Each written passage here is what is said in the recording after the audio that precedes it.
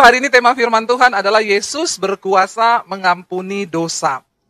Saya percaya tidak ada yang lebih penting bagi seorang manusia itu selain pengampunan dosa. Karena firman Tuhan berkata, semua manusia telah jatuh ke dalam dosa dan kehilangan kemuliaan Tuhan.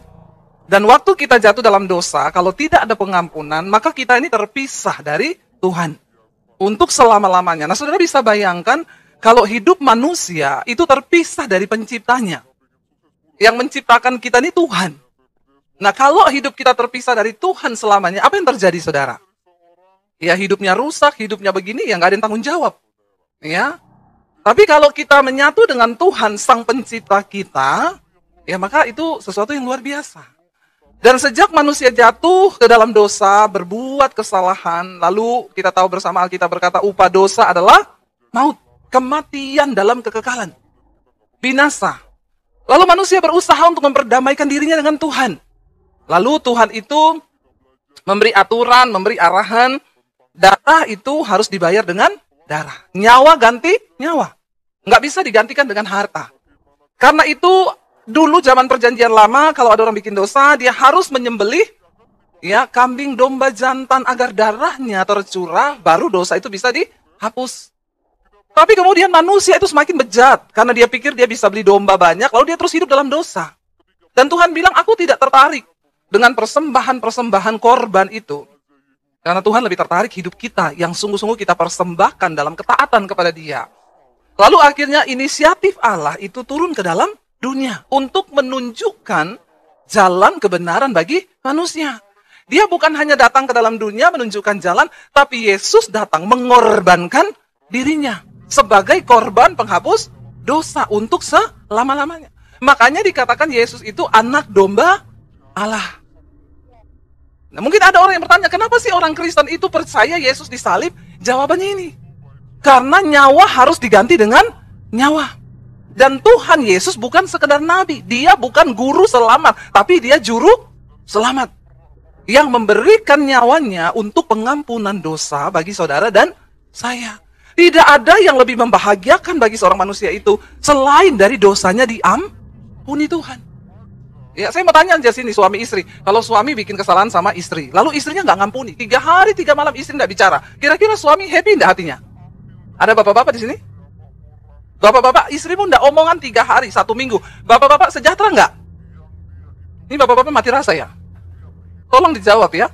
Kalau istrimu nggak omongan sama kamu, mati rasa nggak bapak-bapak? Bapak sedih nggak hatinya kalau istrinya nggak ngomong?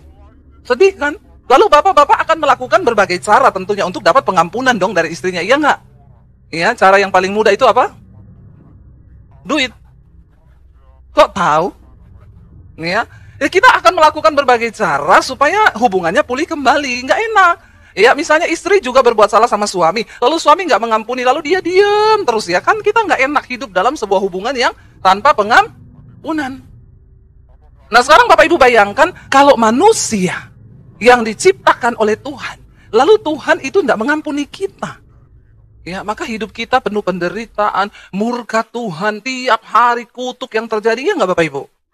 Nah, Tuhan Yesus datang dan Dia berkuasa mengampuni dosa. Bukan manusia, manusia tidak berkuasa mengampuni dosa. Nabi tidak berkuasa mengampuni dosa. Hanya Tuhan. Dan Yesus datang sebagai Tuhan dalam dunia ini, saudara. Kita baca bersama ini ayat dari gereja yang dikasih sama saya, Matius pasal yang ke-9. Judul perikopnya, orang lumpuh disembuhkan. Kita baca bersama ayat yang pertama, ya, 1, 2, 3. Sesudah itu, naiklah Yesus ke dalam perahu, lalu menyeberang. Kemudian, sampailah ia ke kotanya sendiri, ayat 2. Maka dibawa oranglah kepadanya, ya, ayat 2, multimedia. Minum kopi dulu ya. Ayat 2 baca 1. Ya. Maka macet ya multimedianya ya. So, ini jemaat juga malas buka Alkitab di sini ya. Coba tolong jemaat buka HP sucimu, cepat. Nah. Maka apa? Dibawa oranglah kepadanya seorang lumpuh yang terbaring di tempat tidurnya. Ketika Yesus melihat iman mereka, berkatalah ia kepada orang lumpuh itu, "Percayalah hai anakku, dosamu sudah diampuni." Maka berkatalah beberapa orang ahli Taurat dalam hatinya, ia menghujat Allah. Mereka berpikir, kenapa dia berani mengampuni dosa? Kan cuma Allah yang bisa. Berarti dia ini menghujat Allah. Tetapi Yesus mengetahui pikiran mereka, lalu berkata, mengapa kamu memikirkan hal-hal yang jahat dalam hatimu? Manakah lebih mudah mengatakan dosamu sudah diampuni, atau mengatakan bangunlah dan berjalanlah? Tetapi supaya kamu tahu bahwa di dunia ini anak manusia, perhatikan kata anak manusia itu huruf besar, berarti menggambarkan Tuhan Yesus. Ya, dia berkuasa mengampuni dosa. Lalu berkatalah ia kepada orang lumpuh itu, bangunlah, angkatlah tempat tidurmu dan pulanglah ke rumahmu. Dan orang itu pun bangun lalu pulang. Maka orang banyak yang melihat hal itu, takut lalu memuliakan Allah yang telah memberikan kuasa sedemikian itu kepada manusia, yaitu Yesus Kristus. Saudara, ketika Yesus sampai di kotanya, lalu sekerombolan orang membawa seorang yang sakit. Dan Alkitab berkata di tempat tidur, dia diusung, dia lumpuh dan terbaring di tempat tidurnya. Saya mau tanya saudara, orang tuh kalau lumpuh, kira-kira sedih enggak? Ya, sedih. Ya, jangan bilang saya belum pernah lumpuh, Bu. Cuma kita, jangan sampai ya, kita gambarkan saja, kita aja kena flu aja udah kayak sekarat toh. Kadang-kadang ada orang-orang alay lebay itu baru sakit sedikit sudah kayak orang sekarat. Ini lumpuh saudara. Ya, lumpuh tidak bisa jalan. Saya yakin pasti mungkin imannya hampir mati, harapannya nggak ada. Dia mungkin bertanya sampai kapan aku hidup seperti ini, atau mungkin sudah minta mati. Karena orang itu saudara kalau dia tuh sakit ya, sakit itu berbeda dengan pergumulan yang lain. Kalau kita jatuh dalam masalah keuangan itu di luar diri. Kita masih bisa lari, masih bisa sembunyi. Kalau kita dibenci orang, difitnah itu juga di luar diri. Tapi kalau sakit itu di dalam diri. Dan kalau orang itu sakit saudara, ya misalnya istri sakit, kadang suami bilang, ya percaya kamu sembuh jangan takut. Maka yang sakit itu akan berkata, omonganmu tok loh, kamu kan tidak rasa berada di tempatku. Iya enggak saudara? Karena memang kalau orang di proses Tuhan sakit itu butuh penghiburan, butuh kekuatan ekstra. Ya itu beda saudara. Orang sakit itu dia berhubungan dengan dirinya sendiri, dan itu hanya tergantung imannya dengan Tuhan.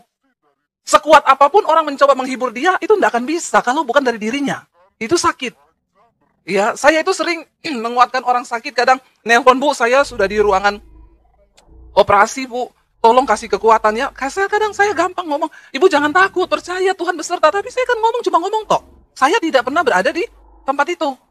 Tapi orang yang sedang berada di tempat itu, nah disitulah imannya dengan Tuhan, ya sedang dia pertaruhkan. Saudara, nggak bisa ada orang lain yang coba bisa menguatkan dia selain dari dirinya sendiri yang harus membangkitkan imannya. Saya itu sering kali saudara kalau orang kirim kesaksian, Bu, saya tuh ketakutan ketika divonis dokter gini-gini, saya baca kesaksian. Iya jangan takut, pokoknya percaya. Tapi selalu ada tuduhan di hati gini, ya kamu kan nggak rasa. Tapi kalau orang itu yang sakit kan dia yang rasa. Saudara, jadi berapa waktu lalu saya itu ke Solo, saya mampir di sekolah misi saya, lalu saya ke Solo. Biasa di Solo saya periksa di klinik itu selalu rutin sama suami periksa darah, ya cek darah, cek gula, cek itulah ya tabungan-tabungan kita itu ya harus dicek itu ya. Jadi kalau saudara pusing, cek gula normal, cek ini normal, coba cek saldo. Ya karena biasanya kalau saldo turun semua naik itu, ya darah naik, kolesterol naik, darah tinggi semua naik. Lalu saya tuh cek saudara. Lah, karena kebetulan ada jemaat Mesbah Doa yang kerja di klinik itu saudara. Lalu dia bilang gini, Bu Dewi nggak mau coba USG atau apa? Terus saya bilang, kok Ibu tahu sih, saya tuh sering sakit pinggang, Bu. Dan itu sampai kram, sampai ke perut depan. Apalagi kalau saya khotbah hari Minggu penuh, itu sakit sekali. Tapi saya tahan, sudah lama, Bu, sudah. Ya udah USG aja, Bu. Akhirnya saya di USG. Waktu di USG, dokternya bilang, waduh, Bu, ini di ginjal Ibu tuh ada batu, ya, dan cukup besar. Dan ini saya tidak tahu kenapa ginjal Ibu yang sebelah kiri ini mengecil, Bu. Sudah 3 cm kecilnya loh. Harusnya 11, ukurannya ini tinggal 8. Yang sebelah kanan ini masih 11, tapi yang kiri ini tinggal 8. Dan kayaknya udah mulai sakit loh ginjal ini, dan salurannya ini, Bu, itu sudah mulai membengkak yang di bawah. Ibu lihat yang normal begini, ternyata ada yang menyumbat loh, Bu, di bawah ini di saluran kemih. Ibu nggak rasa apa-apa ya? Ya saya rasa sakit sih dan tahan-tahan.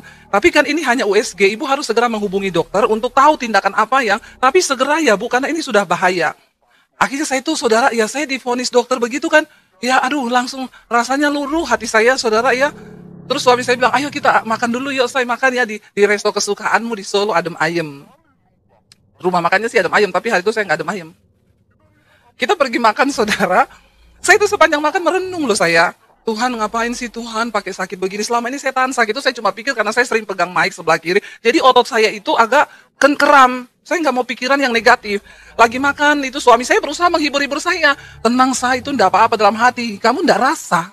Saya yang tahu ini saya yang berhubungan dengan diri saya. Lalu saya cuci tangan kan ke wastafel, tiba-tiba ada ibu-ibu. Bu Debbie Basir ya? Iya Bu.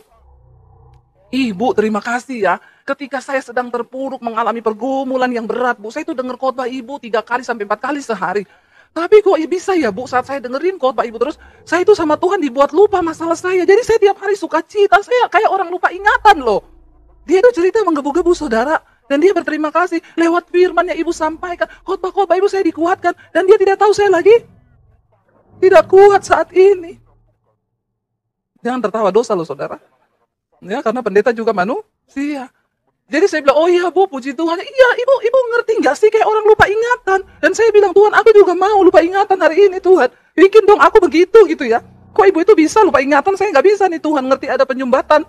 Lalu saya duduk, saya bilang sama suami saya gini, Tuhan itu ajaib ya. Aku tuh lagi sedih loh, tapi ibu itu tadi bersaksi loh, dia begini-begini. Terus suami saya bilang, lah itu sudah dapat kekuatan dalam hati saya, sudah dapat kekuatan.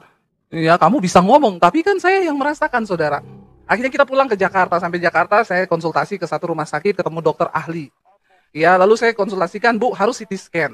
Karena ini tidak bisa ketahuan ukuran batunya itu berapa. Kalau di CT scan, semua kelihatan. Ya udah.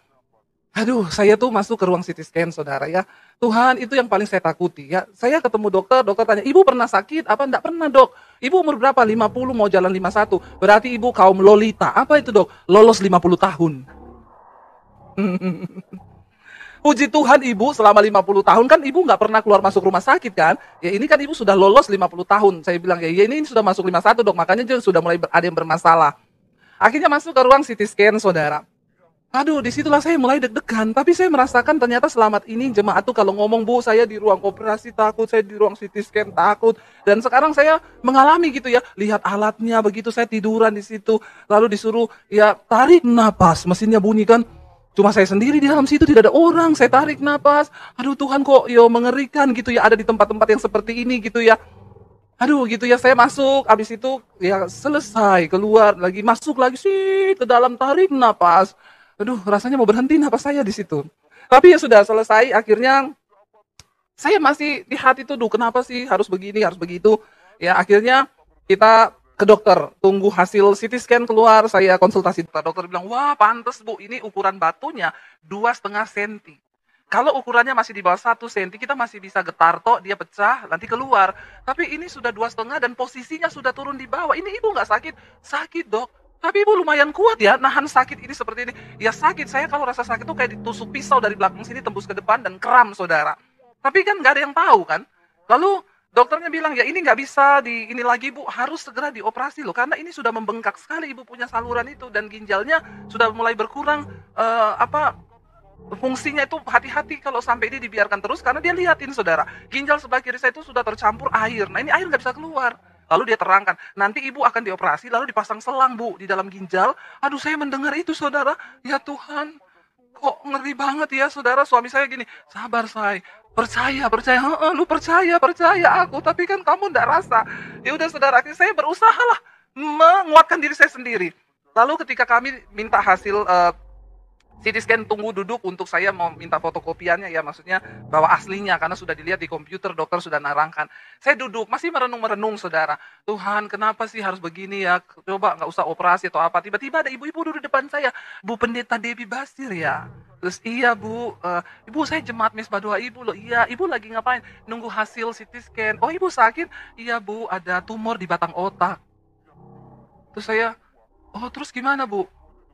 Puji Tuhan sih sudah operasi 3 kali. Jangan tertawa kau. Sudah operasi 3 kali Bu. Iya karena tumor saya itu sudah melekat di batang otak Bu. Jadi dokter nggak bisa ambil semua. Jadi diambilnya sedikit. Nah tiap tahun kan dia tumbuh. Jadi tiap tahun kepala saya harus dioperasi. Ini sudah yang ketiga. Nah ini saya CT scan lagi mau lihat hasilnya ada tumbuh lagi enggak. Terus kalau tumbuh lagi operasi lagi. Iya Bu. Dia jawabnya biasa banget saudara. Dan saya yang begini kok udah kayak mau mati gitu besok. Dan saya melihat itu, terus Tuhan itu kasih tahu di hati saya, kamu tuh lihat loh, itu dia jemaat loh. Dan dia mengalami yang sebegitu, saya baru Saya baru menyadari saudara ya, ternyata memang ketika kita diproses Tuhan sakit, di situ kita hanya dengan Tuhan. Orang di luar pun akan berusaha memberi kita kekuatan. Itu tidak akan bisa, karena di situ, di rumah sakit, tidak ada yang bisa menggantikan posisi kita untuk tidur di meja operasi itu. Dan saya melihat ibu itu, saya bilang, Bu, terus ibu selama ini kuat bagaimana? Lewat khotbah-khotbah ibu. Kadang-kadang kita nih gampang ya, tapi di situ saya tuh kayak ditemplak Tuhan. Dan ya Tuhan tuh bilang, kamu harus ngerasain ini, kamu harus melewatin ini, supaya kamu itu, kalau memberi kekuatan sama orang yang sakit, kamu juga pernah melewati itu, dan kamu bisa rasa takutnya. Oh iya ya, kan udah pernah takut dikejar debt collector, ternyata beda saudara, sama takut harus menghadapi meja operasi itu ternyata beda. Dan ya di situ saya merasakannya, ya makanya saudara, kalau kita tuh, saya tuh kadang ngomong sama suami saya bilang gini, itu orang-orang yang suka dugem, mabuk-mabuk itu belum pernah ada batu kali ya di ginjalnya atau di mananya gitu ya. Sampai kayaknya kok bikin dosa tuh nggak ada rasa-rasa takut gitu ya. Kita aja yang menghadapi kayak begini, di situ kita berhadapan dengan diri kita. Saudara, kenapa? Dan hari ini saya dikasih temanya ini dari gereja. Dan saya baca, saya kaget sekali. Dan Tuhan bicara banyak sama saya secara pribadi tadi pagi waktu saya siapin khotbah. Kenapa Tuhan datang dan berkata kepada orang lumpuh itu, kata pertama yang Yesus bilang apa? Percayalah, dosamu sudah diampuni. Karena orang yang sedang berhadapan dalam keadaan sakit, dia berhadapan dengan dirinya sendiri. Dia cuma butuh satu kekuatan yang akan menjamin, bahkan aku mati, aku harus aman. Dan tidak ada rasa aman lain yang bisa diberikan kepada manusia selain satu perkataan bahwa dosamu sudah diampuni. Karena kita tahu ketika masih ada dosa, maka kita pasti masuk neraka penghukuman. Tapi Tuhan memberi kekuatan kepada orang lumpuh ini. Pertama kali yang dia bilang, percayalah hai anakku, bahwa dosamu sudah diampuni. Makanya bagi orang yang ada dalam Kristus, ya, kita nggak perlu takut lagi saudara.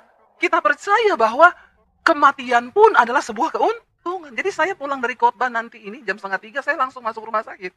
Dan besok saya akan dioperasi. Tolong saudara bantu dalam doa ya. Kali ini saya minta bantu doa ya saudara ya.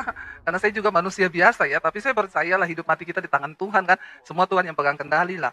Ya dan ya saya melihat saudara bahwa orang-orang yang punya iman kepada Tuhan, dia percaya bahwa dosanya diampuni, maka kita akan bisa berkata bahkan sekalipun kematian itu adalah sebuah keuntungan. Karena kita percaya bahwa Tuhan sudah mengampuni dosa kita. Pengampunan dosa itu kebutuhan bagi manusia karena itu bersangkutan dengan keselamatan saudara. Dan Yesus bukan hanya nabi, dia bukan hanya guru selamat, tapi dia juru selamat yang datang dan menyerahkan dirinya. Makanya dia yang bisa mengampuni dosa manusia. Buka bersama Lukas pasal 24 ayat 46 mulai. Lukas 24 ayat 46. Puji Tuhan ya saudara. Baca bersama. Katanya kepada mereka, ada tertulis demikian, Mesias harus menderita dan bangkit dari antara orang mati pada hari yang ketiga. Lalu ayat berikutnya 47, dan lagi dalam namanya apa? Berita tentang pertobatan dan pengampunan dosa harus disampaikan kepada segala bangsa mulai dari Yerusalem. Di dalam nama Tuhan Yesus. Maka berita tentang pengampunan dosa dan ya keselamatan, pertobatan dan pengampunan dosa itu harus diberitakan ke segala bangsa. Supaya orang mendapat satu pengharapan yang besar, tahu bahwa dalam nama Yesus dosamu diampuni. Tapi jangan buat dosa lagi. Kenapa saudara? Karena kebutuhan yang utama dari seorang manusia itu adalah dosanya diampuni. Kita baca bersama Kolose 1 ayat 12 sampai ayat 14. Kolose pasal yang pertama, ayat yang ke-12 sampai ayat 14. Dan baca bersama, mengucap syukur dengan sukacita kepada Bapa yang melayakkan kamu untuk mendapat bagian dalam apa yang ditentukan untuk orang-orang kudus di dalam kerajaan terang. Ayat 13, ya, ia telah melepaskan kita dari kuasa kegelapan dan memindahkan kita ke dalam kerajaan anaknya yang kekasih. Ayat yang ke-14, di dalam dia kita memiliki penebusan kita, yaitu apa? Pengampunan dosa. Kita bersyukur, tadinya kita ini nggak layak. Tapi oleh rahmat Allah yang besar Allah Bapa, kita dilayakkan menjadi anggota keluarga kerajaan terang. Kita dibebaskan dari pengaruh kuasa kegelapan. Dan di dalam Kristus lewat kematiannya, kita mendapatkan pengampunan dosa dan penebusan hidup kita. Jadi dosa yang lalu nggak diperhitungkan Tuhan. Hari ini kita mulai baru dengan Tuhan. Hidup baru. Sampai pada garis akhir nanti Tuhan datang kembali, saudara. Jadi, ayo kita sungguh-sungguh dengan Tuhan. Ayat yang terakhir, Mazmur 32, ayat 1 dan 2 kita baca, saudara. Ya, apa yang firman Tuhan katakan? Mazmur 32, ayat 1 dan 2. 1, 2, 3. Dari Daud, nyanyian pengajaran. Berbahagialah orang yang diampuni pelanggarannya, yang dosanya ditutupi. Berbahagialah manusia yang kesalahannya tidak diperhitungkan Tuhan. Kita ini bersyukur, saudara. Kita ini diselamatkan, kesalahan kita tidak lagi diperhitungkan kepada kita. Apakah itu tidak anugerah? Ya, apakah itu bukan satu hal yang luar biasa? Makanya jangan lagi kita ini mau berbuat dosa. Karena kita sudah diampuni oleh Tuhan. Dan ini adalah satu berita yang paling luar biasa. Waktu kita tahu dosa kita sudah diampuni. Kita juga percaya bahkan kematian tidak akan pernah bisa memisahkan kita dari Kristus. Kita bisa melewati semua hal dengan sukacita. Kita percaya bahwa Tuhan sudah mengampuni dosa kita. Kalau hari ini pun kita lagi sakit, kita sedang bergumul dengan penyakit, dengan apapun, ayo tetap percaya. Sekarang saya berani berkata, ayo percaya. Karena saya pun berusaha mengalahkan segala ketakutan, karena saya yakin dan percaya Tuhan Yesus yang sudah menjamin keselamatan kita di dalam Dia oleh penebusan dan pengampunan dosa kita. Saya berdoa buat setiap kita, saudara. Mari kita jaga manusia rohani kita. Jaga juga manusia jasmani, saudara. Tubuh ini adalah bait Allah, bait Roh Kudus. Harus banyak minum air putih, kurangi lemak-lemak, ya, supaya hidup kita ini sehat, ya. Karena benar saya merasakan tuh nggak enak sekali, saudara, ketika ada sakit. Tapi saya percaya, yang terlebih dari itu kita harus percaya bahwa ya tubuh kita ini adalah bait Allah, bait Roh Kudus, dan kita bersyukur Tuhan mengampuni kita, Tuhan menebus kita, dan hari ini tidak ada satupun yang bisa lagi membuat kita takut, kita kecewa, karena kita percaya dalam nama Yesus ada pengampunan dosa. Saudara, kita ini percaya kepada Tuhan, kita mengikuti Tuhan, ya bukan karena kita sudah melihat Tuhan. Ada yang sudah pernah ketemu Tuhan Yesus di sini, face to face, melihat Yesus, seperti pada murid-muridnya dulu di Israel? Tidak ada kan? Yang belum pernah lihat Tuhan Yesus, angkat tangan. Yang sudah pernah lihat, karena masih ada yang nggak angkat tangan, yang bingung angkat kaki. Iya, saudara, saya percaya kita hari ini percaya kepada Yesus. Bukan karena kita sudah melihat Dia. Alkitab berkata, sekalipun engkau belum pernah melihat Dia dengan mata, tapi engkau percaya kepada Dia. Itu yang namanya iman. Amin. Ya, kita beriman kepada Tuhan bukan karena kita sudah melihat Dia, tapi karena kita percaya bahwa Yesus adalah Tuhan dan juru selamat. Kita baca dulu ayat yang ke Ibrani 11, ayat yang pertama mulai, saudara. Ya, jadi sayang kalau kita ini punya iman, tapi iman itu mati dan tidak berfungsi. Dan itu yang saya lihat banyak dalam kehidupan orang Kristen. Mereka setiap hari duduk di gereja, ya, tapi iman itu tidak berfungsi sama sekali. Ketika menghadapi masalah mereka stres, ketika menghadapi pergumulan mereka tertekan, ya bahkan banyak yang terlilit dengan pinjol. Ya, karena imannya mati, saudara. Ibrani 11 ayat yang pertama, firman Tuhan berkata begini, iman adalah dasar dari segala sesuatu yang kita harapkan dan bukti dari segala sesuatu yang tidak kita lihat. Sekali lagi kita baca bersama 1, 2, 3. Iman adalah dasar dari segala sesuatu yang kita harapkan dan bukti dari segala sesuatu yang tidak kita lihat. Jadi iman ini luar biasa. Karena dalam iman ada dua unsur, harapan dan bukti. Ya, ini susah. Tapi kalau kita sudah mengerti dan mempraktekannya, ini luar biasa, saudara. Di dalam iman ada harapan kita, tapi dalam iman juga ada bukti yang belum kita lihat. Tapi kita percaya. Karena itu ya susah-susah gampang memang. Kita lompat Ibrani 11 ayat yang ke-6, saudara. Baca bersama Ibrani 11 ayat yang ke-6. 1, 2, 3. Tetapi tanpa iman tidak mungkin orang berkenan kepada Allah. Sebab barang siapa berpaling kepada Allah, ia harus percaya bahwa Allah ada dan bahwa Allah memberi upah kepada orang yang sungguh-sungguh mencari Dia. Ayat ini jelas sekali berkata, tetapi tanpa iman, ya, tanpa iman tidak mungkin orang itu berkenan kepada Allah. Ya, tanpa iman. Nah, iman yang bagaimana, saudara? Ya, dikatakan sebab barang siapa yang berpaling kepada Allah, melihat kepada Tuhan, percaya kepada Tuhan, dia harus percaya bahwa Allah itu ada. Lucu ayat ini. Dikatakan tanpa iman tidak mungkin orang berkenan kepada Allah.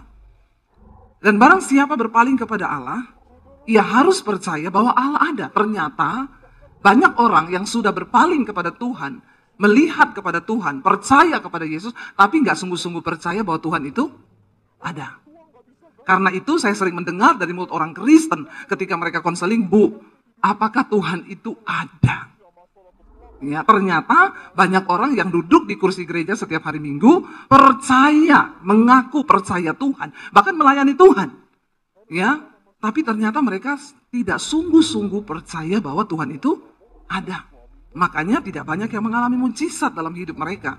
Dan dikatakan di sana Allah itu memberi upah loh kepada orang yang sungguh-sungguh apa? Mencari Dia. Karena itu jangan berhenti hanya dipercaya, ya. Tapi mari kita sungguh-sungguh mencari Tuhan. Karena ada apa dikatakan upah. Ya, saudara mau nggak upah dari Tuhan? Siapa yang mau upah dari Tuhan? Ya, jemaat di sini agak tegang ya. Saya nggak tahu ini karena faktor apa ya. Tapi ya saya berdoa supaya kita semua membuka hati bagi firman Tuhan, saudara ya. Dikatakan ada upah loh, ada upah bagi mereka yang sungguh-sungguh mencari Tuhan. Dan kita kalau dapat upah dari manusia seneng nggak, saudara? Ya, seneng tentunya ya. Kita dapat upah setiap bulan, kita bekerja dikasih upah. Seneng kalau sudah gajian. Nah, kalau Tuhan yang kasih kita upah, luar biasa nggak?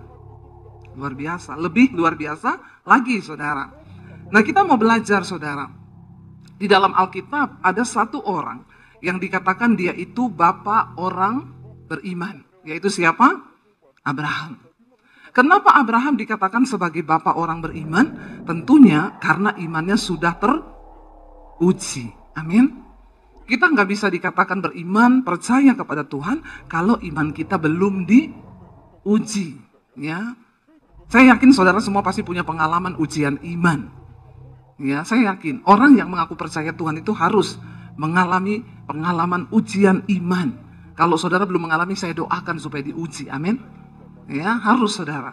Karena tanpa ujian, iman kita tidak mungkin terbukti. Ya, dikatakan di sana Abraham itu bapak orang beriman. Kalau kita baca Ibrani 11, kenapa dikatakan ayat yang ke-8 sampai ayat yang ke-11? Kenapa Abraham itu dikatakan bapak orang beriman? Ibrani 11 ayat yang ke-8, saudara. Firman Tuhan berkata di sana begini, saudara. Karena iman apa? Abraham taat.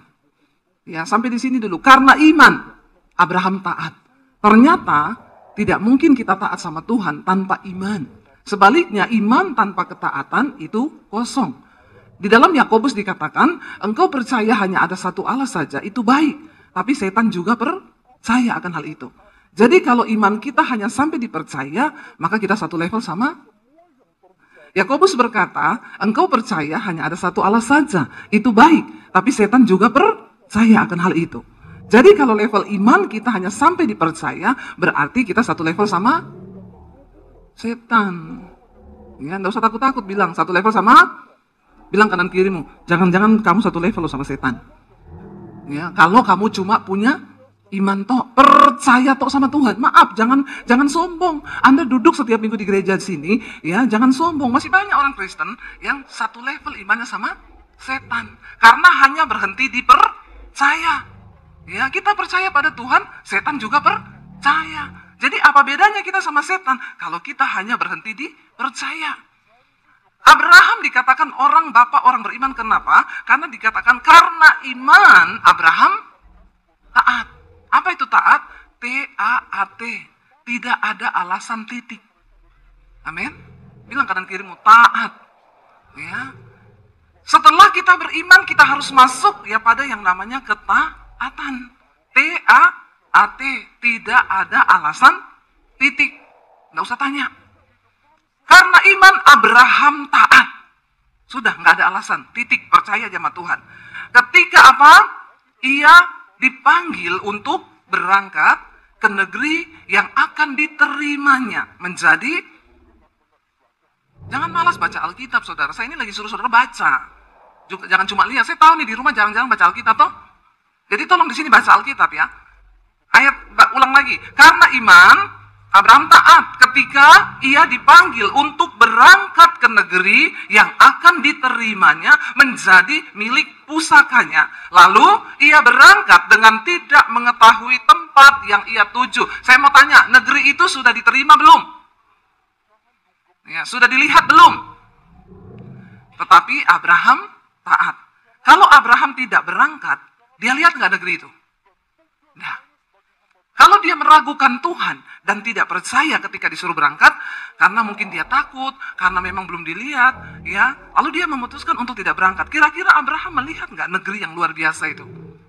Nah, di sini saudara, banyak orang Kristen tidak pernah melihat janji Tuhan karena mereka tidak berani taat melakukan apa yang Tuhan suruh.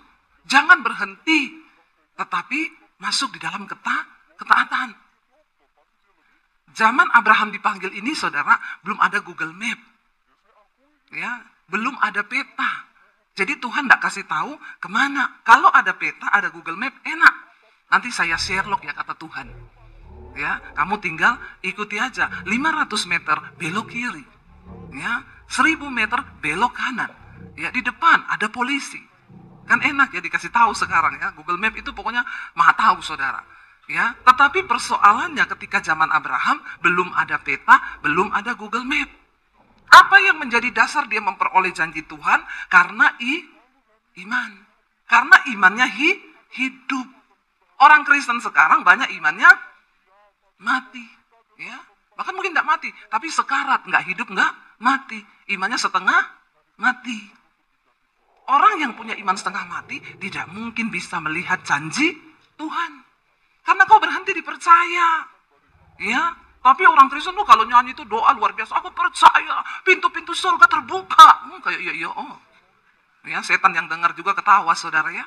Maaf aja ya, lu aja nggak taat sama Tuhan. Kok bisa berdoa begitu? Saya suka ketawa kalau dengar orang Kristen itu doa kayak iya, oh. Ya, setan bilang kok kayak iya, oh. Ya, doanya itu, aku berdoa, tingkap-tingkap langit dicurahkan. Aku percaya, terobosan dalam bisnisku, terobosan dalam keuanganku. Setan bilang, Fred, kalau kau berhenti hanya dipercaya, tidak ada ketaatan pada firman, maka imanmu itu tidak mungkin berfungsi, tidak mungkin hidup. Dikatakan karena iman, lalu berangkatlah Abraham ke negeri yang tidak diketahui. Dia pergi ke tempat yang dia tidak tahu.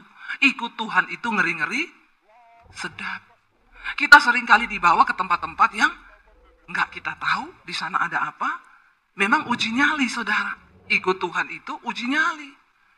Ketika saya terima Tuhan Yesus tahun 95, siapa yang udah dengar kesaksian saya di sini? Siapa yang sudah subscribe channel YouTube saya? Yang belum, bertobat ya. Tolong subscribe, jangan lupa komen dan share. Saya bertobat tahun 95 ya. Dulunya saya tidak mengenal Tuhan Yesus, tapi saya haji. Lalu akhirnya saya berterima Tuhan Yesus. Waktu itu saya mau bunuh diri, singkat cerita. Ketahuan, lalu saya disuruh pilih antara keluarga atau Yesus.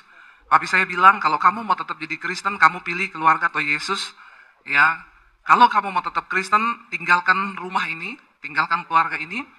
Keluar kamu dari rumah ini, jangan bawa apapun, termasuk ijazahmu. Saya melihat, kamu keluar dari rumah gak bawa ijazah, saya mau lihat Yesus kasih makan kamu pakai apa. Saudara, disitulah iman itu harus berfungsi. Saya bersyukur, saya menerima Tuhan Yesus itu bukan karena diajak-ajak orang, ya bukan karena apa kata orang, tapi saya mengenal Tuhan Yesus dari pengalaman pribadi. Saya berjumpa Tuhan secara pribadi. Dan zaman dulu saya kalau ke gereja itu sembunyi-sembunyi, pakai baju senam dari rumah. Dulu saya pelatih senam aerobik sebelum banyak makan ragi seperti sekarang ini. Ya, sudah mengembang ke kanan dan ke kiri.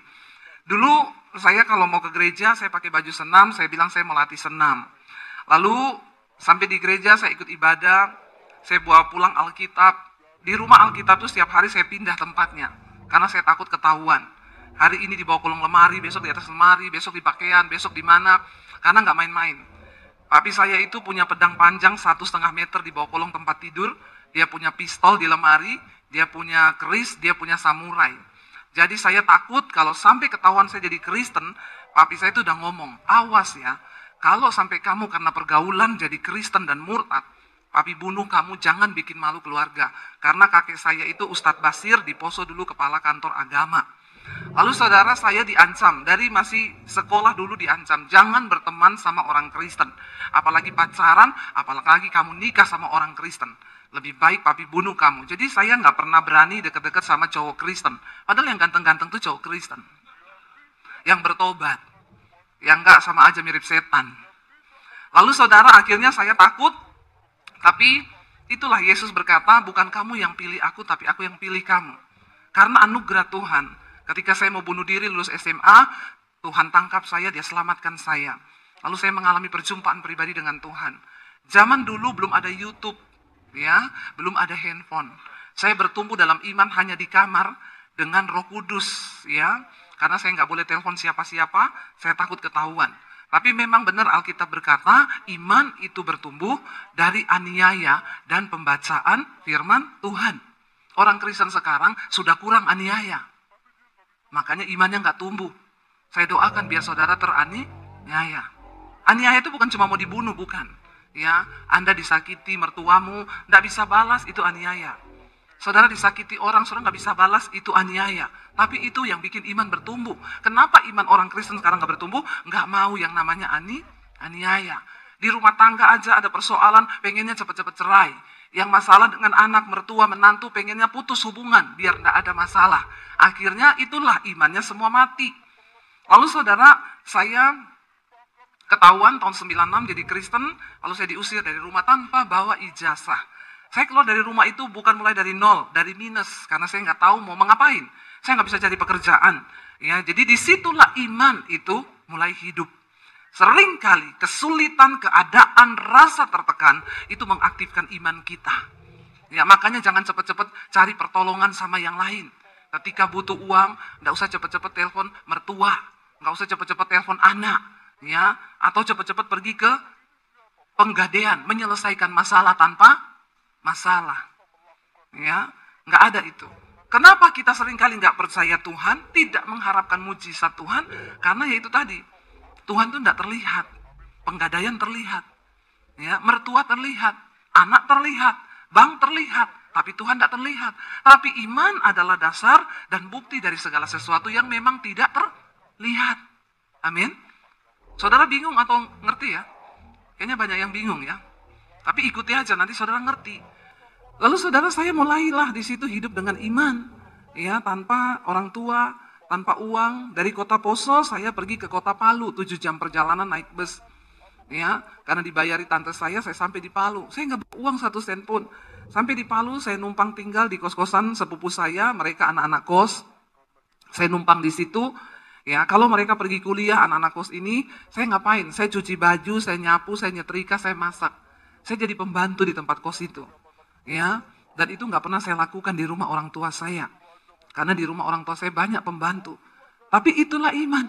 Seringkali kita dibawa ke tempat-tempat yang kita tidak mau, yang kita tidak inginkan. Abraham, dia bisa saja memilih, saya sudah enak di sini. Ya, di rumah keluargaku, aku tinggal terusin usaha bapakku, ya, tinggal terima warisan, udah beres semua. Tapi Tuhan itu tidak seperti itu. Tuhan ingin engkau mengalami dia secara pribadi. Supaya engkau bisa cerita bahwa kau punya Tuhan yang hidup. Amin.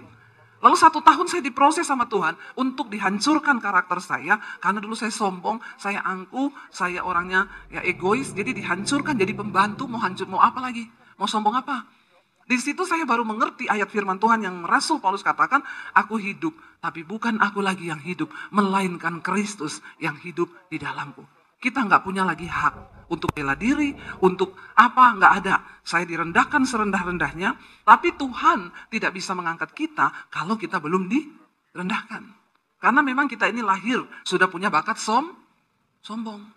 Ya, ada yang bilang, memang Bu, orang kaya-kaya itu sombong. Jangan salah, miskin sombong juga banyak. Ya, bukan cuma kaya yang sombong, miskin. Artinya apa saudara? Memang semua manusia terlahir dengan sifat sombong. Tapi Alkitab berkata Tuhan menentang orang yang sombong, tapi dia mengasihi orang yang rendah hati. Bagaimana kita bisa rendah hati? Harus dihancurkan. Bilang kanan kirimu, nggak usah sombong. Ya, jangan sombong. Tapi harus mau dibentuk Tuhan. Saya doakan nih yang masih sombong-sombong biar dihancurkan Tuhan. Ya, Kalau kita sudah dihancurkan Tuhan, itu enak saudara. Mau diapain aja, kita puji Tuhan. Dan Tuhan suka orang-orang yang seperti itu. Lalu saudara, akhirnya saya masuk sekolah Alkitab di Makassar. Dan dari situlah saya memulai kehidupan pelayanan di dalam Tuhan. Sampai hari ini. Apakah saya pernah mengalami kesulitan? Sepanjang pelayanan saya sulit terus. Karena memang ikut Tuhan itu tidak enak. Siapa yang bilang ikut Tuhan Yesus enak? Angkat tangan, coba. Ikut Yesus enak atau tidak? Bingung kan? Banyak orang Kristen yang bingung hari-hari ini.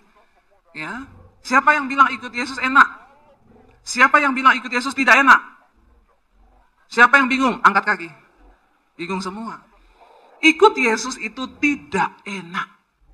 Kalau kau bilang ikut Yesus itu enak, berarti kau belum sungguh-sungguh ikut Yesus. Orang yang sungguh-sungguh ikut Kristus, ikut Tuhan, itu akan berkata, tidak enak. Kenapa? Ada daging yang harus dihancurkan.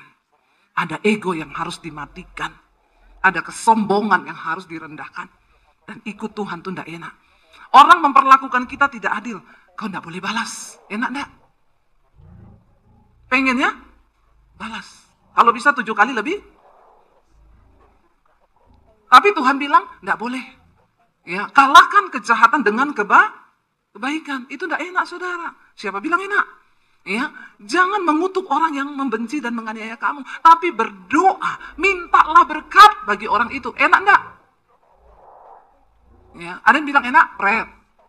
Enggak enak. Siapa bilang enak? Saya mau tanya, siapa yang sudah pernah melakukan? Berdoa bagi musuhnya yang paling engkau jengkel. Dan engkau bilang, Tuhan, berkati dia. Tolong angkat tangan. Yang sudah pernah melakukan itu. Ambil sepeda di bawah. Nggak tahu sepedanya siapa, ambil aja. Ya. Berat saudara, berat. Dan banyak orang Kristen yang tidak mampu melakukan hal itu.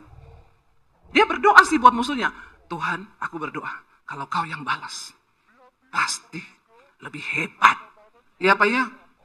Ya, doa sih doa. Kau berdoa buat musuhmu. Iya, saya doakan terus musuh saya. Doanya apa? Aku tidak bisa balas Tuhan. Tapi kalau Tuhan yang balas, lebih parah. Bertobat. Tidak enak ikut Tuhan itu, tidak enak. Akhirnya, saya dibawa dalam pengalaman demi pengalaman pribadi dengan Tuhan. Dari tahun 95, saudara, saya ikut Yesus. Tidak enak terus. Ya, dan engkau akan dibawa pada proses yang tidak enak itu. Sampai kapan? Sampai kau lulus. Ya, sampai engkau lulus. Iman itu, kalau saya gambarkan, selalu saya bilang, seperti roket. Roket itu kalau diarahkan, diluncurkan keluar angkasa, dia harus full power dari bawah. Karena dia harus melawan gaya gravitasi bumi, atmosfer bumi. Tapi ketika dia sudah menembus atmosfer bumi, dia nggak perlu power lagi. Dia tinggal melayang, mengorbit, mengudara, melakukan tugasnya. Tapi memang banyak roket yang tidak kuat, sehingga meledak di udara. Kekristenan seperti itu. Kalau kau mau mencapai perkenanan Tuhan, ya kau harus full power, mencari Tuhan.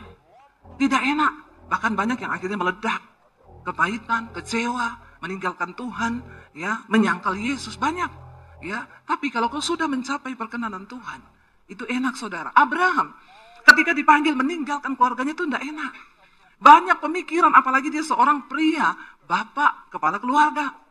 Dia akan berpikir, gila ya, saya udah hidup enak di sini, saya sudah punya ternak, kekayaan, nyaman, aman. Karena semua manusia itu menyukai zona nyaman. Dan musuh terbesar iman adalah zona nyaman. Kesulitan yang kau hadapi hari ini bisa jadi menjadi anak tangga. Tuhan sedang membawamu kepada level iman yang berikutnya. Katakan, amin. Jangan mudah menyerah. Jalani bersama Tuhan. Saya berbicara di sini bukan teori, karena saya sudah melihat bagaimana mujizat dan kuasa Tuhan itu dalam hidup saya. Perjalanan hidup saya dilempar, dibuang dari keluarga itu saya lulus SMA loh saudara. Makanya saya bilang sama anak-anak saya yang sekarang ini Gen Z. Saya suka bilang mereka itu Gen Z. Biar agak-agak ada power gitu ya. Gen Z itu kan menghidupkan. Generasi hari-hari itu generasi yang rapuh. Ya, dikit-dikit tertekan. Ya, saya kemarin ketemu saudara teman saya di Semarang. Bu, ya generasi hari ini tuh Bu, dapat gaji, komisi 1 kali gaji tuh Bu. Tertekan di tempat pekerjaan, dia keluar.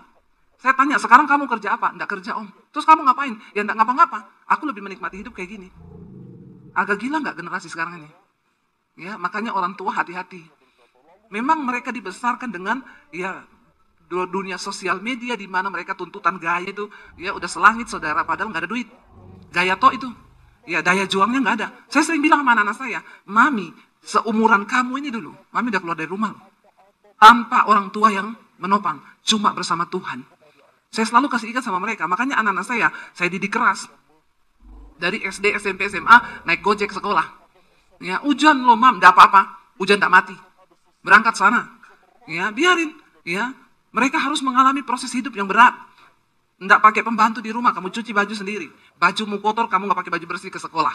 Orang tua sekarang salah didik semua anaknya. Dari kecil udah dimanja, makanya makin hancurlah generasi kita ini. Udah nggak dibawa ke Tuhan, ya semua serba dikasih, jadi hancur saudara. Nilai juangnya nggak ada. Saya mengalami Tuhan itu, berproses dengan Tuhan itu luar biasa. Orang bertanya, kenapa ibu itu punya iman yang begitu, hari ini luar biasa? Saya bilang, ya karena proses yang berat. Semakin berat proses hidupmu, semakin kuat imanmu. Makanya jangan mau yang gak mudah-mudah. Bersama Tuhan, hadapi saudara. Ya. Lalu di sana dikatakan Abraham melangkah, lalu dia pergi ke negeri yang dia nggak tahu ada di mana.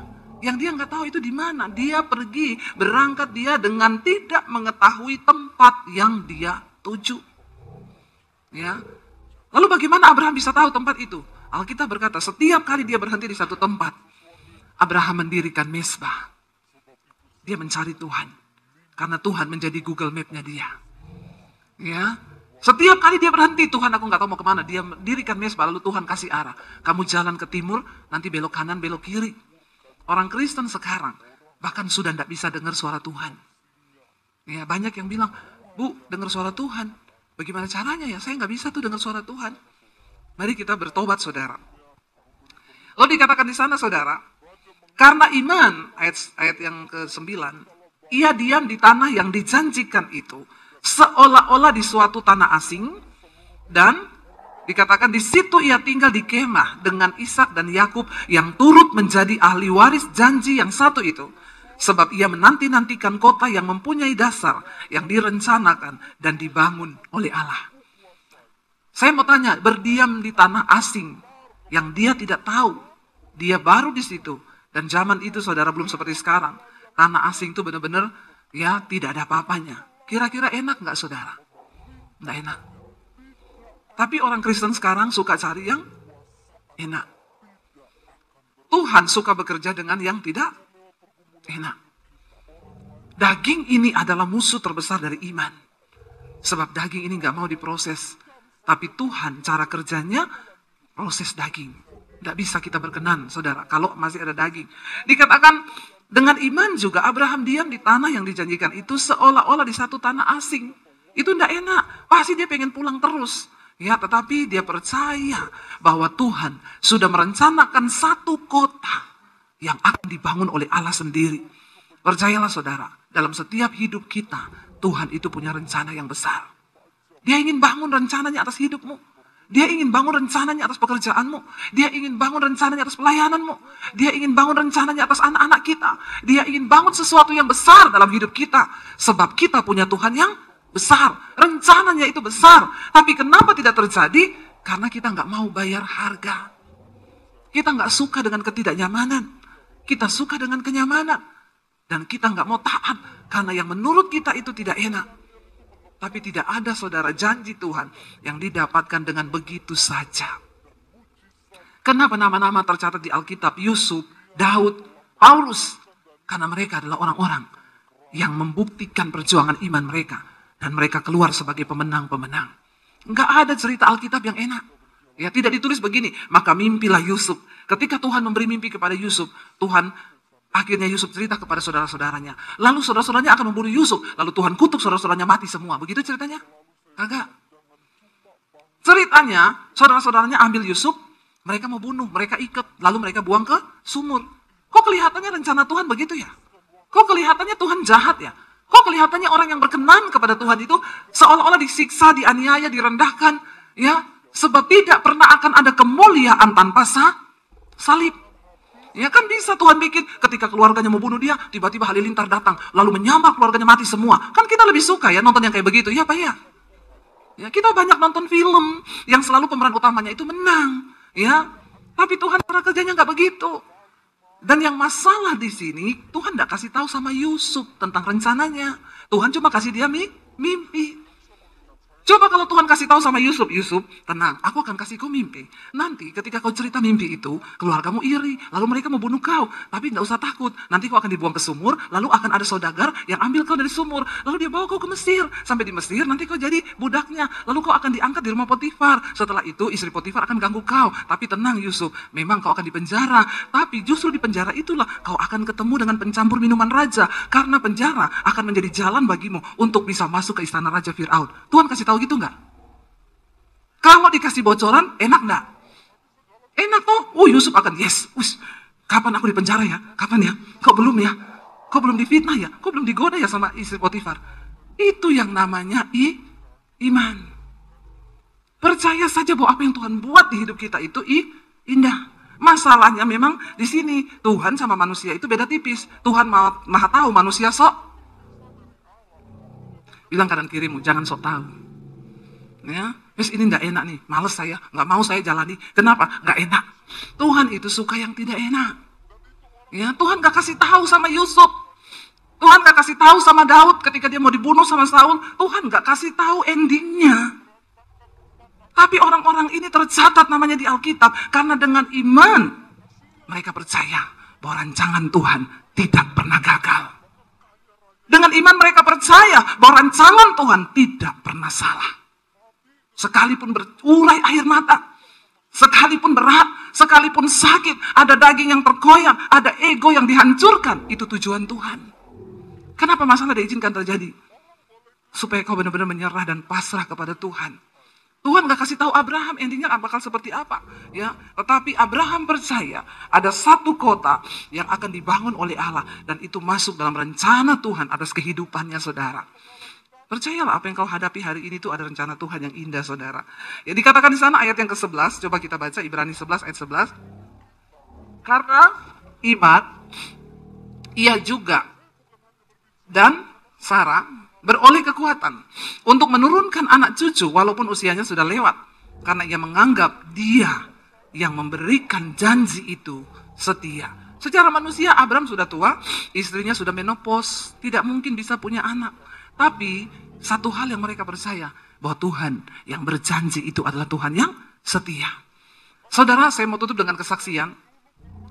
Setelah pandemi terjadi, saya dan suami, ya, ketika pandemi datang, uang kami di rekening mungkin 10 juta saja. Dan kami benar-benar hidup full melayani Tuhan. Kami hidup dari pelayanan. Tapi kami bukan full time, jadi nggak ada yang gaji. Gajinya itu dari Tuhan. Ketika pandemi datang dengan uang 10 juta, kami harus bertahan di Jakarta dengan 3 anak. Saya bilang sama suami, kita jangan salahin Tuhan. Apapun yang terjadi, kita percaya bahwa rencana Tuhan itu indah. Yang terburuk, kita jual rumah, kita jual mobil, kita pulang ke Solo. Saya bilang, kita harus bersyukur loh, karena ada mobil yang bisa dijual, ada rumah yang bisa dijual. Dulu kan kita nggak punya apa-apa yang bisa dijual. Ya, sekarang punya. Ya, saya tidak punya investasi emas, ya, nggak punya investasi dolar, nggak ada. Ya, saya punya emas 80 kilo itu Mas Daniel suami saya. Tapi nggak laku dijual. Dan memang tidak dijual, nih koleksi pribadi. Jadi waktu itu saya bingung, tapi saya bilang kita bersyukur, jual mobil, jual rumah, kita balik ke Solo. Tapi saya percaya, saya bilang, nggak ada yang tahu lah rencana Tuhan di dalam pandemi ini.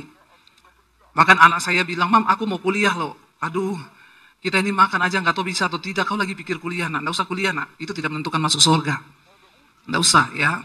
Saya bilang, tapi kalau Tuhan berkehendak bisa. Dan puji Tuhan kemarin anak saya lulus. Sudah lulus ya sejak dari pandemi. Kok nggak ada yang wow ya? Wow dong. Tolong agak-agak responsif sedikit ya. Lalu saudara akhirnya di tengah masa pandemi saya nggak tahu. Jadi ternyata 2 tahun sebelum pandemi datang 2018 itu Tuhan tuh bicara kepada saya. Saudara percaya Tuhan masih bicara? Jangan jadi Kristen kalau kau nggak percaya Tuhan bicara ya. Tuhan kita hidup loh. 2018 Tuhan itu bilang sama saya, cepat ambil alih dunia media untuk Injil. Karena aku akan memberikan kepada kamu tuaian bangsa-bangsa, bahkan berkat bangsa-bangsa. Saya waktu doa itu, saya terima kata-kata itu dalam hati saya kok agak alay lebay ya. Tuaian bangsa-bangsa, berkat bangsa-bangsa. Kita di Jakarta aja pelayanan gini-gini tok. Tapi saya bilang sama suami saya bilang, ya kalau media itu berarti TV. Kita pergilah ke salah satu TV swasta, ada teman saya bekerja di sana. Saya tanya, kalau kami mau siaran di sini bisa enggak? Oh bisa, satu kali syuting itu 6 juta di studio kami, dan ibu harus bikin minimal 10 episode. Jadi 60 juta. Lalu saya tanya, udah pasti tayang? Belum. Ya. Dan saya berpikir, ngasih duit 60 juta belum pasti tayang. Yang kedua, persoalan yang terbesar, duitnya siapa 60 juta? Saya nggak ada duit 60 juta saat itu. Ya udah, tapi saya melangkah terus. Satu saat saya pelayanan di Bali, saya lihat ada orang syuting di situ, saya tanya, ini syuting buat apa? Syuting buat TV, di mana? Di YouTube. Oh bisa ya? Oh bisa bu, pakai handphone aja cukup. Saya pulang, saya bilang sama suami. Ya lalu suami mulailah, oh mungkin ini kali. 2018 saudara, waktu itu YouTube belum terlalu, ini dia bilang, oh sekarang orang beralih ke YouTube bu. Artis-artis semua ke YouTube, ke depannya YouTube bakal bagus. Saya pulang, saya bilang ke suami, lalu suami mulai aktifin. Saya sudah punya channel itu sebenarnya, tapi nggak aktif. Mulailah kita tayang, syuting pakai handphone. Karena nggak punya peralatan. Tiba-tiba di masa pandemi 2020 datanglah COVID, saudara. Ya, saya nggak tahu bagaimana rencana Tuhan, tapi Alkitab berkata Tuhan itu memberitahukan jalan-jalannya kepada orang-orang yang bergaul karib dengan Dia, yang hidup takut akan Tuhan.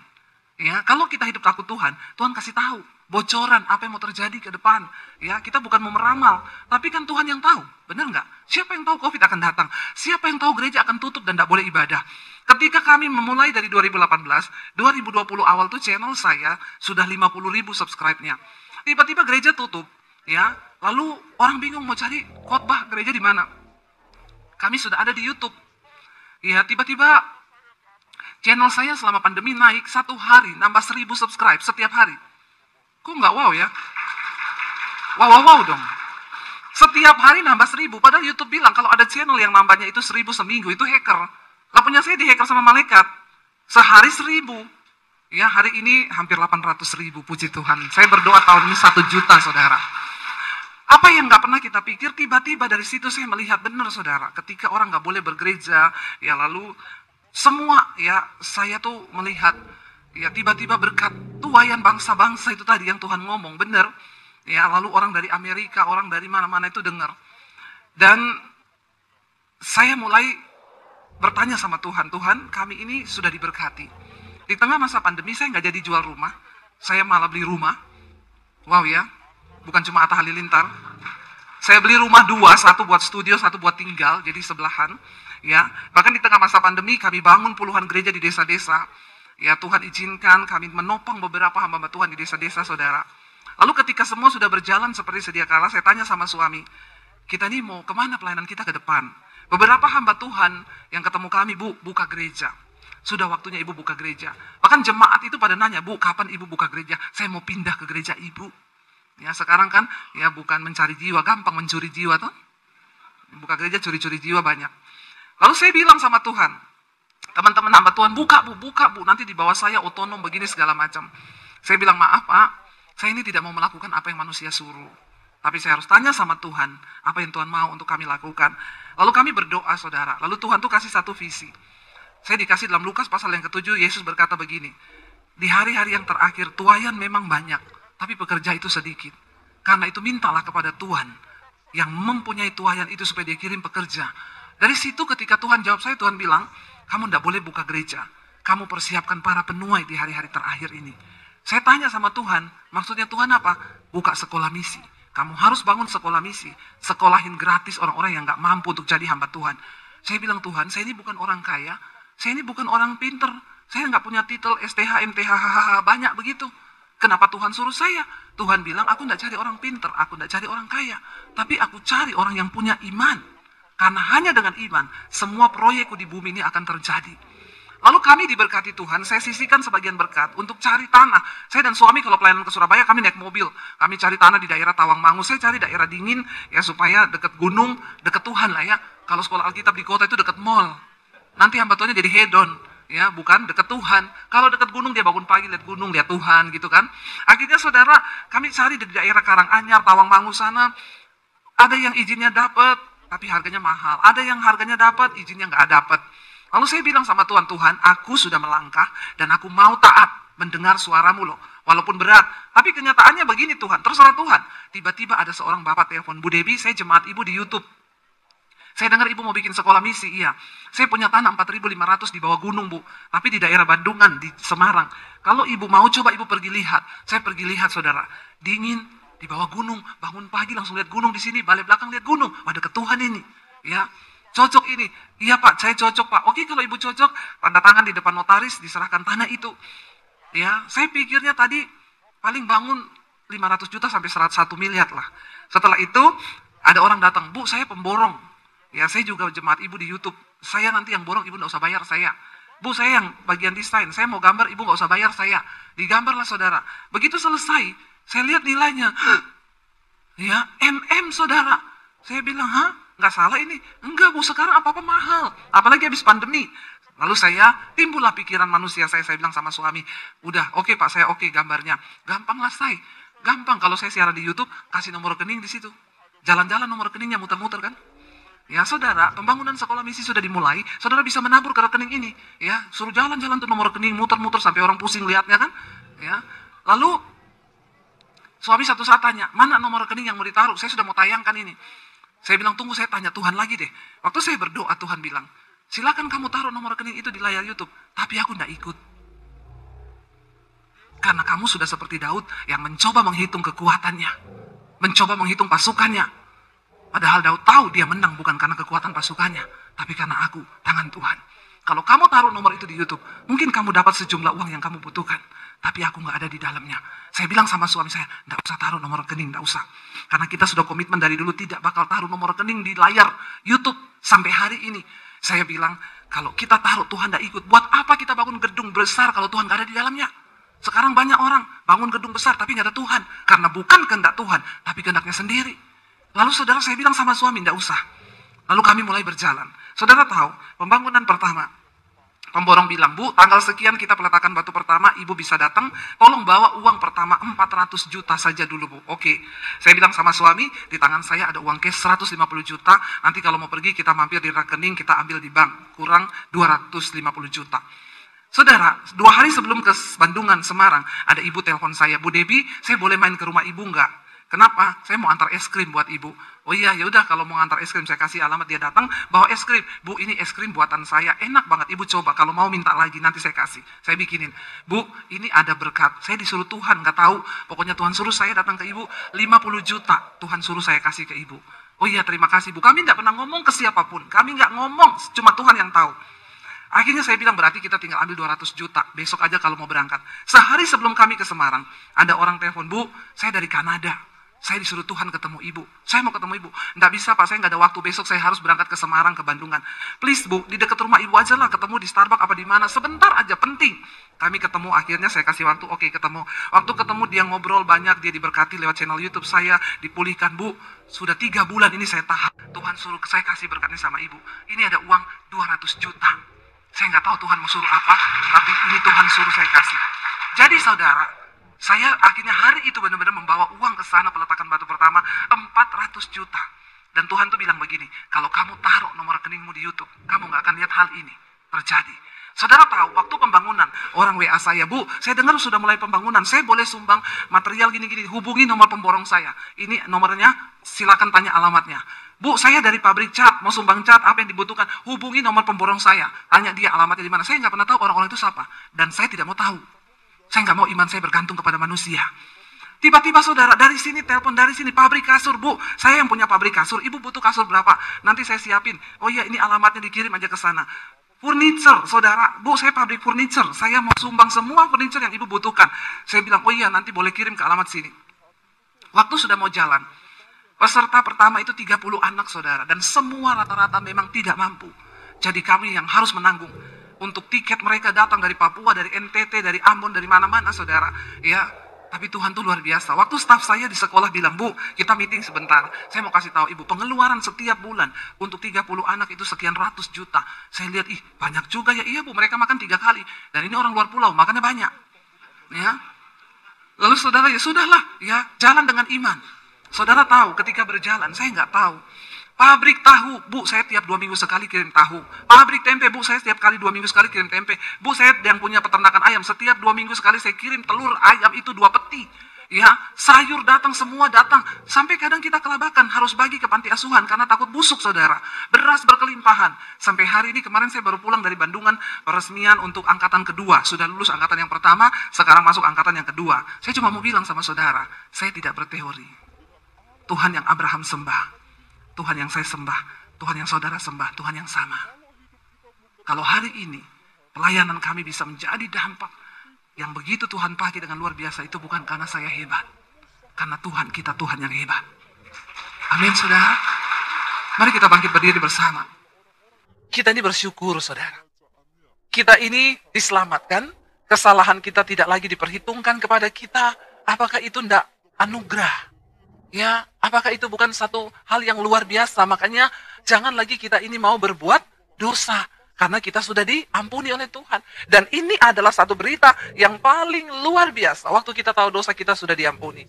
Kita juga percaya bahkan kematian tidak akan pernah bisa memisahkan kita dari Kristus. Iya, Bapak Ibu, hari ini tema firman Tuhan adalah Yesus berkuasa mengampuni dosa. Saya percaya tidak ada yang lebih penting bagi seorang manusia itu selain pengampunan dosa.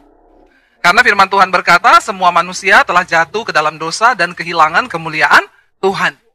Dan waktu kita jatuh dalam dosa, kalau tidak ada pengampunan, maka kita ini terpisah dari Tuhan. Untuk selama-lamanya. Nah, saudara bisa bayangkan, kalau hidup manusia itu terpisah dari penciptanya.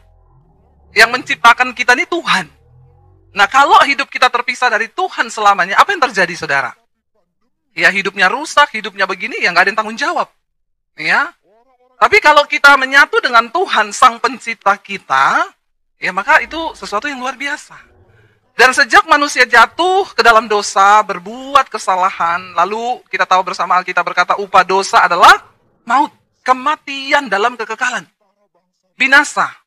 Lalu manusia berusaha untuk memperdamaikan dirinya dengan Tuhan. Lalu Tuhan itu memberi aturan, memberi arahan, darah itu harus dibayar dengan darah. Nyawa ganti nyawa. Nggak bisa digantikan dengan harta.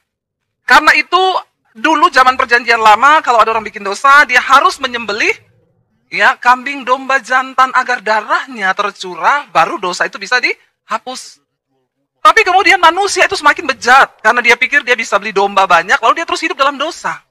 Dan Tuhan bilang, aku tidak tertarik dengan persembahan-persembahan korban itu.